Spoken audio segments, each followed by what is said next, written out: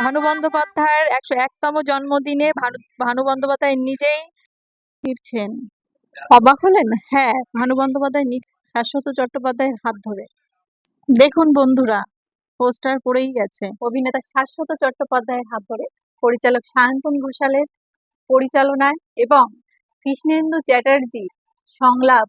আপনারা ভালো করেই জানেন যে সত্যদার কোচিন যেটি একটা সময় খুব জনপ্রিয় হয়েছিল, সেই কৃষ্ণেন্দু চ্যাটার্জির সংলাপ এবং শাশ্বত চট্টোপাধ্যায়ের এক অপূর্ব অভিনয়, জমালয়ের জীবন্ত ভানু চট্টোপাধ্যায় যখন এই ভানু চরিত্রটি পায় বা অফার করা হয়, তখন তিনি নিজেই বলেছেন যে ভানু জেঠু যথেষ্ট রসবোধ সম্পন্ন সহজ সরল একজন মানুষ ছিলেন। তার চরিত্রটি পেয়ে সত্যিই তিনি করার জন্য খুবই উৎসাহী এবং সকলে আমরা অপেক্ষা করে আছি কবে এই সিনেমাটি রিলিজ করবে সিনেমা হলে, এবং আমরা সকলেই মিলে চিত্রম নিবেদিত এবং সুমন কুমার দাস প্রযোজিত এবং অবশ্যই আমাদের মিরাকেলের জনপ্রিয় ডক্টর কৃষ্ণেন্দু চ্যাটার্জির সংলাপ চিত্রনাট্যকে কেন্দ্র করেই আমাদের শাশ্বত চট্টোপাধ্যায় অর্থাৎ অপু বাবু বা অপুদা এই জমালয় জীবন্ত ভানু চরিত্রটিকে নিয়ে ফিরে আসছেন এবং সকলেই আমরা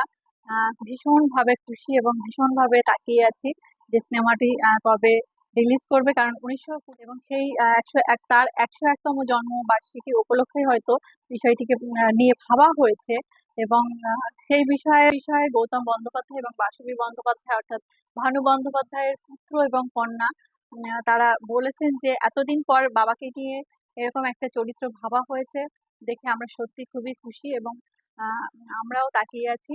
অবশ্যই শাশ্বত বাবুর মতো বা অপুদার মতো এত সুন্দরভাবে বাবার চরিত্রটি কেউ তুলে ধরতে পারবে না।